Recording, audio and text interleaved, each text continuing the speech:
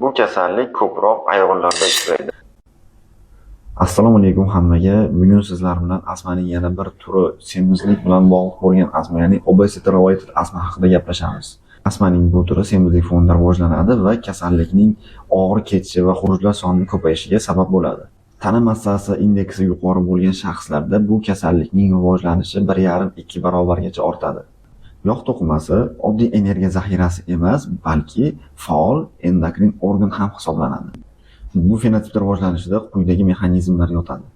Ya'ni yog' to'qimasida quyidagi adipekin va sitokinlar ishlab chiqariladi. Bular tumor nekrozis faktor alfa, interleykin 6, leptin, MHP1 mediatorlar. Bu mediatorlar organizmda tizimli yallig'lanishni yuzaga keltiradi va bular bronxlarda spazm va giperaktivlikni oshishiga olib keladi. Bu kasallik ko'proq ayollarda uchraydi. Bunga asosiy sabab gormonal omillar hisoblanadi. Va mexanik omillar o'z-o'zidan odam semirganida o'zaro yog' to'qimasining ko'payishi, qo'rg'alar aro muskullarni to'liq ishlamasligi va diafragmaning yuqoriga ko'tarilishi natijasida o'pkada restriksiya holatini yuzaga keltirib chiqaradi va o'pkaning funksional ko'rsatkichlari susayadi. Natijada kichik bronxlar kollapsga moyil bo'lib qoladi va obstruksiyaning rivojlanishi oson bo'ladi. Bu kasallikni oldini olishning yagona yo'li bu ortiqcha vazndan xalos bo'lishdir.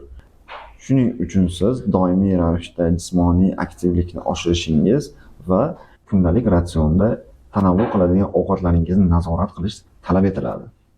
Agar sizda ortiqcha vazndan keyin nafas olishda qiyinchiliklar va bo'g'ilish hissi kuzatilayotgan bo'lsa, unda siz bizga murojaat qiling.